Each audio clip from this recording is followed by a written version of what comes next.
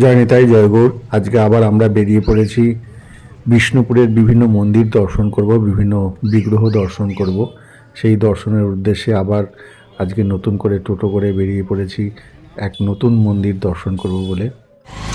গোপীনাথজি মন্দির।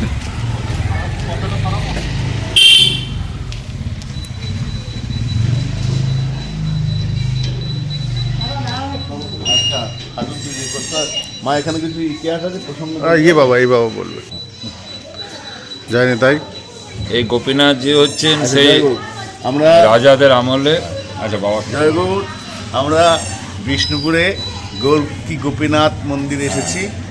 বিষ্ণুপুরে গোপীনাথে আমরা বিগ্রহ ভারী সুন্দর যুগল, ঠান্ডা লেগেছে। ওনারা পোশাক পরেছেন, উলের পোশাক, ভারী সুন্দর লাগছে। এখানকার মহিমা আমরা এই বাবার মুখে, মহাবাবার মুখে শুনি। জয়। তো এই গোপীনাথ আপনারা দর্শন করছেন। দেখুন এইদিকে লেখা আছে শ্রী শ্রী গোপীনাথজিউ মন্দির, জয় যাদব জয় মাধব। এখানে সব যাদব, সব গোয়ালা। আচ্ছা, হ্যাঁ, সব গো পালন হচ্ছে এখানে। এই পাড়াটার নামই হচ্ছে গোয়ালা পাড়া বা যাদব পাড়া। এখানে গো পালন হচ্ছে এবং দুধ, ইনাদের জীবিকাই হচ্ছে এটা। তো তার জন্যে যেহেতু গোপীনাথ উনি এখানে অবস্থান করছেন। বড় মন্দির ছিল আগে, রাজাদের আমলের সেই কোষ্ঠী পাথরে বলতে নেই, তো বলতে হচ্ছে জানার জন্য। কোষ্ঠী পাথরের সেই বিগ্রহ, সেই মল্ল রাজাদের আমলের। ওই মন্দির নষ্ট হয়ে যায়, পরবর্তীকালে এখানে নতুনভাবে এই মন্দির বানানো হয় এবং এইখানে জন্মাষ্টমীর সময় উৎসব হয়। আচ্ছা, নন্দ উৎসব খুব সুন্দরভাবে হয়, প্রসেশন হয়, বড় প্রসেশন করে পরিক্রমা করেন গোপীনাথজিও, আবার মন্দিরে ফিরে আসেন। যিনি প্রতিষ্ঠিত করেছেন রাজার নাম কি? প্রতিদিন রাজার নামটা আমি ঠিক এখন বলতে পারছি না। আচ্ছা আচ্ছা, কিন্তু এখানে প্রতিদিন অন্নভোগ হয়। আচ্ছা আচ্ছা। হ্যাঁ, এবং এছাড়াও দুটি বিগ্রহ আছে গোপীনাথ ছাড়া। এই দুটির নাম কি জানা আছে? ঠাকুরের নাম কি? ঠাকুরের কি নাম? ওই দুজনের উপরে, নিচে দুজন গোপাল। আচ্ছা আচ্ছা, ঠিক আছে। খুব সুন্দর বিগ্রহ। এই দুজনের রাধারানী। কত প্রাচীন। এবং নিত্য কীর্তন হয় এখানে সন্ধ্যাবেলায়, এবং একটা ওনাদের এইসব যাদবদের সব ভক্তরা এসে এখানে কীর্তন করেন। বাহ, অপূর্ব। রাধারানী ঠান্ডা লেগেছে, শীতের পোশাক। ঠিক আছে, জয় গুরু। আসুন, এরপরে আমরা যাব মদন গোপাল। ওখানেও নিত্য ভোগ, আরতি, কীর্তন হয়, রাস হয়। এই গোপীনাথজিউ রথেতে যান, রাসে যান। আচ্ছা আচ্ছা। ওই মদন গোপালে যে রাস হয়, রাস উৎসব, সেখানে গোপীনাথজিউ যান। আচ্ছা, ঠিক আছে, জয় গৌর।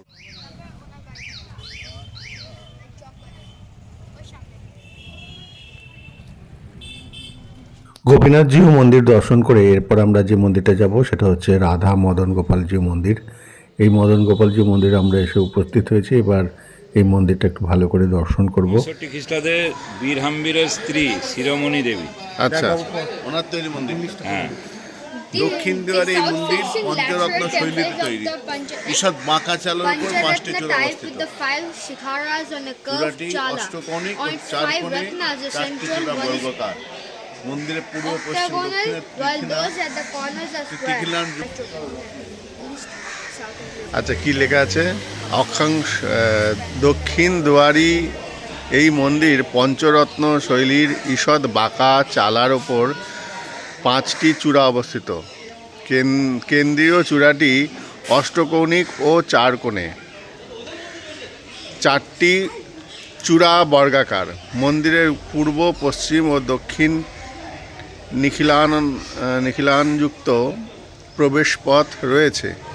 খিলানগুলির ওপরে অংশে কিছু পদ্মফুলের ভাস্কর্য ছাড়া অন্য কোনো অলঙ্কার প্রায় নেই বললেই চলে।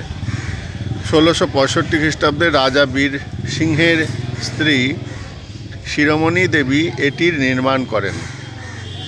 ১৯১৩ সালে 18ই আগস্ট বিজি 4063 দ্বারা এই মন্দিরকে রাষ্ট্রীয় গুরুত্বপূর্ণ স্মারক হিসেবে চিহ্নিত করা হয়েছে। এই সেই শ্রী রাধা মদন গোপালজিউ মন্দির, এটা নাট মন্দির। আমরা এখন মূল মন্দিরে যাব। আরে কি সুন্দর, কত প্রাচীন।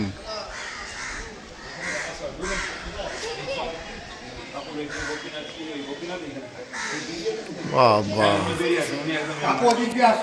হ্যাঁ, আরে বাহ।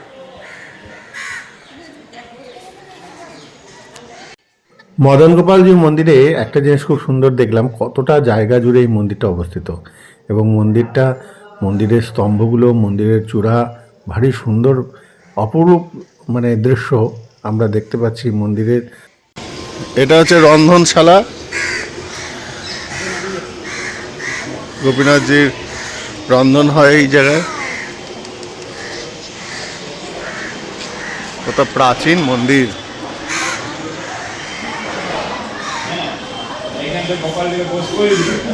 আহা, স্তম্ভগুলো এক একটা কত মোটা মোটা। এই জড়িয়ে ধর দেখি কতটা, এই স্তম্ভটাকে, এই যে এটা স্তম্ভটাকে জড়িয়ে ধর দেখি। কি বড় মোটা।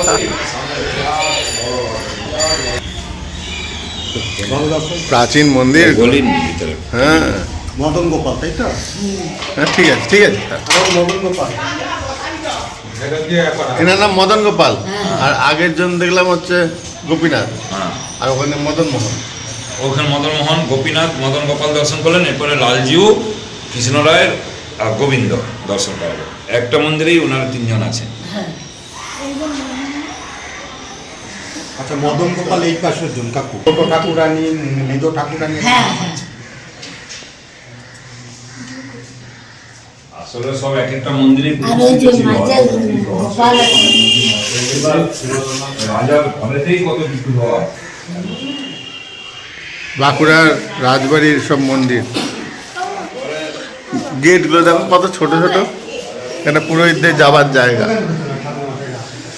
পরিক্রমা মার্গ ওটা মনে হয়।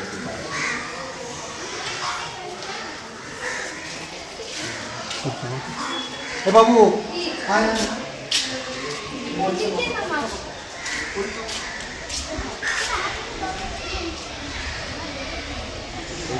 এখানে বসার জায়গা রয়েছে, সরকারের দ্বারা সংরক্ষিত।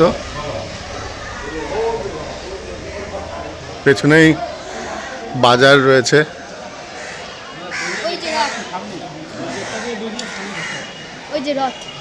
ও আচ্ছা, ওইখানে ওইটা রথ, ওই মদন গোপালজি যায়।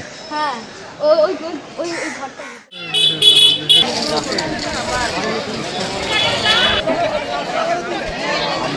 এইটা তো বন্ধ করে দিই।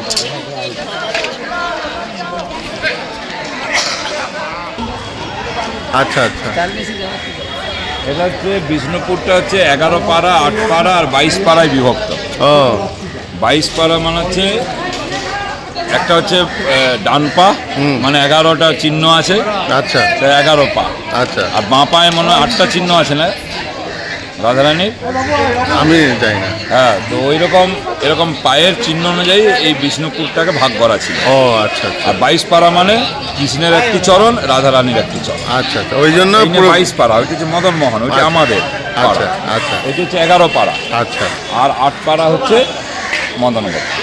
তাহলে তার মানে কৃষ্ণের ওই দিকেরটা কত? 22। 22। এটা হচ্ছে ডান চরণ, 11 আর রাধারানীর 8। একটা চরণ, কৃষ্ণের একটা চরণ। 11 আর ওখানে হচ্ছে রাধা একটা পা ডান পা এবং কৃষ্ণের একটা ডান পা। আচ্ছা আচ্ছা, এই টোটাল 22 পা। 22 পা। 22 আর 19, 22 আর 19 এই মিলে হচ্ছে বিষ্ণুপুর। রাধা মদন গোপাল ঠাকুরজি কার্যালয়। আচ্ছা আচ্ছা, মোট হচ্ছে 41 পাড়া, 41 পাড়াতে বিভক্ত। আচ্ছা আচ্ছা, আর গঞ্জ আছে, কৃষ্ণগঞ্জ, মাধবগঞ্জ, এরকম গোপালগঞ্জ, আচ্ছা আচ্ছা। এরকমভাবে কয়েকটা গঞ্জতে আবার বিভক্ত আছে। এখন আমরা যে মন্দিরের সামনে এসে উপস্থিত হয়েছি, সেই মন্দিরে 3 জন বিগ্রহ আছেন। একজন হলেন শ্রী শ্রী রাধালালজিউ, একজন হলেন শ্রী শ্রী গোবিন্দজিউ, আর আরেকজন হলেন শ্রী শ্রী কৃষ্ণরায়জিউ। এই 3 জন সেবিত বিগ্রহ এখানে সেবিত হচ্ছেন। এবং এই মন্দিরের মধ্যে খুব সুন্দর কারুকার্য রয়েছে। মন্দিরের চারপাশে এই যেখানে পার্থসারথী, এখানে ভগবানের বিশ্বরূপ দর্শন, এছাড়াও আরও অনেক সুন্দর সুন্দর এখানে মূর্তি রয়েছে। এখানে দশাবতার, ভগবান শ্রীকৃষ্ণের বাল্যলীলায় অনেক কিছু সুন্দর এখানে বর্ণন রয়েছে।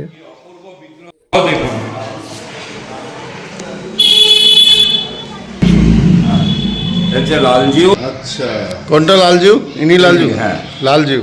হ্যাঁ। আর ইনি কৃষ্ণ গোবিন্দ রায়। এটা কৃষ্ণ রায়। আর এ হচ্ছে গোবিন্দ, একা যিনি বসে দাঁড়িয়ে আছেন আচ্ছা। গোবিন্দ। আর ইনাদের হচ্ছে গরুর, আর ওদের হচ্ছে এঁড়ে গরু।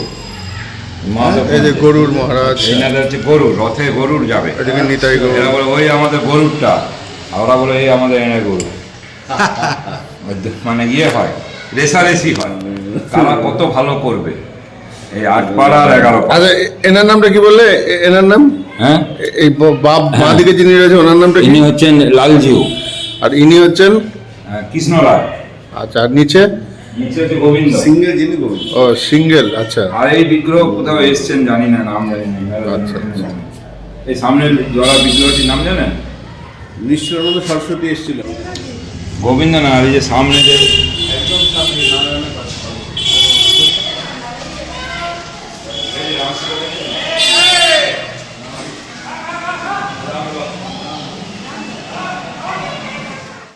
এখন আমরা যে স্থানে এসে উপস্থিত হয়েছি, এই স্থানটি হলো শ্রীনিবাস আচার্য প্রভুর পুষ্প সমাধিস্থলী। আসলে বীরাম্বী রাজার গুরুদেব শ্রীনিবাস আচার্য প্রভু যখন অপ্রকট হয়ে যান বৃন্দাবনে, তখন তিনি সেখান থেকে একটা পুষ্প নিয়ে এসে, তার চরণের একটা পুষ্প নিয়ে এসে এখানে সমাধিস্থ করেন, এবং এই সমাধিস্থল শ্রীনিবাস আচার্য প্রভুর। কি বড় বট গাছ বাবা! গাছটা আদি হ্যাঁ আদি গাছ, ওইটা আরেকটা আছে। হ্যাঁ, কি বড় বড় বটের শাখা। আচ্ছা, এইটা কি আদি মন্দিরটা? সমাধিটা কোন জায়গায় আছে? ও, এইটাই সমাধি। ও, পুষ্প সমাধি। শ্রীনিবাস আচার্য প্রভুর এখানে পুষ্প সমাধি দিয়েছিলেন বীরাম্বীর রাজা। বীরাম্বীর রাজার গুরুদেব শ্রীনিবাস আচার্য প্রভু, তিনি বৃন্দাবনে অপ্রকট লীলায় যান এবং সেইখান থেকে পুষ্প নিয়ে এসে বীরাম্বীর রাজা এখানে পুষ্প সমাধি দেন। এই শ্রীনিবাস আচার্য প্রভু সেই সমাধিস্থলী আমরা দর্শন করছি। আহা, 2019 সালে এই বিগ্রহটি প্রতিষ্ঠা হয়। কোনটা? এই যে রাধারমণ, এটাকে বলে খড় বাংলা। আচ্ছা, খড় দিয়ে বাংলো বানানো হয়েছিল এখানে। প্রায় 400 বছরের কাছাকাছি এই বৃক্ষের বয়স হবে। ও ও সুন্দর! এই গাছটাকেই পুরো একদম, এটা কি শাখা নাকি? এই যে ধুড়ি নেমেছে না, এটা গাছের? এগুলো নেমে ওই রকম মানে হয়ে গেছে, গাছের মতো হয়ে গেছে। আরে বাবা! এই যে হ্যাঁ, এই যে আমরা শ্রীনিবাস আচার্য প্রভুর এইখানে উনার তিরোভাব। এই গাছটাকে দেখে আমার খুব ভালো লাগছে। গাছের শিকড়গুলো, এই ঝুড়িগুলো পড়ে পড়ে পড়ে একদম একটা মোটা গাছের মতন হয়ে গেছে। মন্দিরে এসছি, এটা হচ্ছে রাধা গোবিন্দজি মন্দির। রাধা বিনোদ। আচ্ছা, আমরা এখন রাধা বিনোদ মন্দিরে এসেছি। আহা, কি সুন্দর কাজ!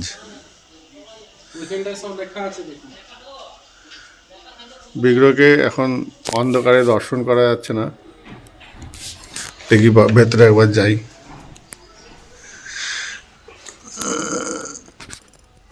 প্রাচীন বিগ্রহ অনেক,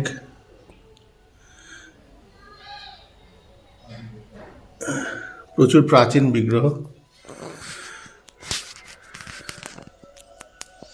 কি কারুকার্য! মদনমোহন মন্দিরে যেরকম কারুকার্য, ঠিক সেই ধরনেরই কারুকার্য এই মন্দিরেই আছে।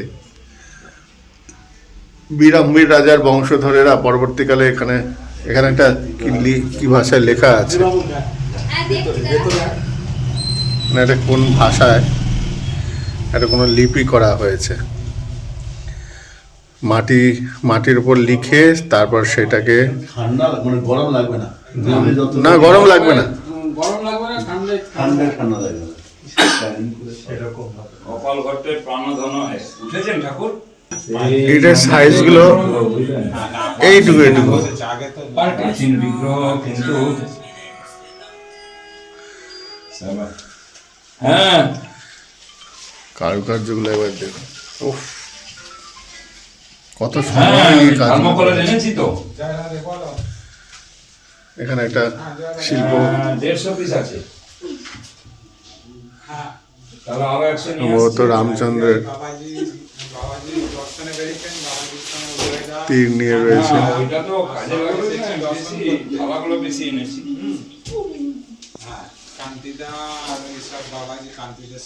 তাহলে আরো 100 নিয়ে চলে আসছি।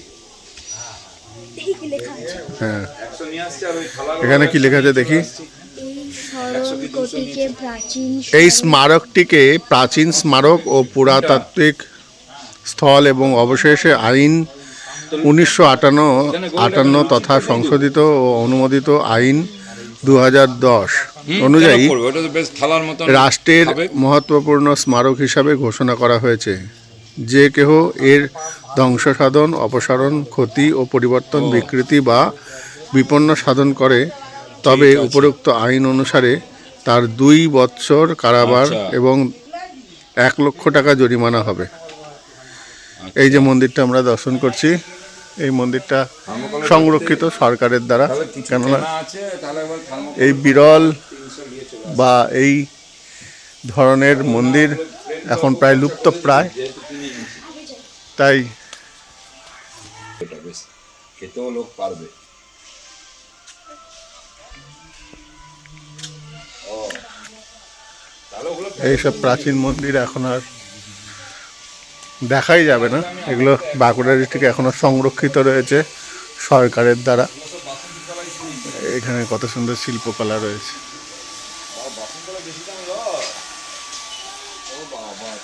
আমরা কোণার্ক, পুরীতে কোণার্ক মন্দিরে দেখি, কিন্তু এরাও কোনো অংশে কম নয়, একদম ইটেরই দরজা। ইট দিয়েই দরজা করেছে, দরজার অনুকরণে।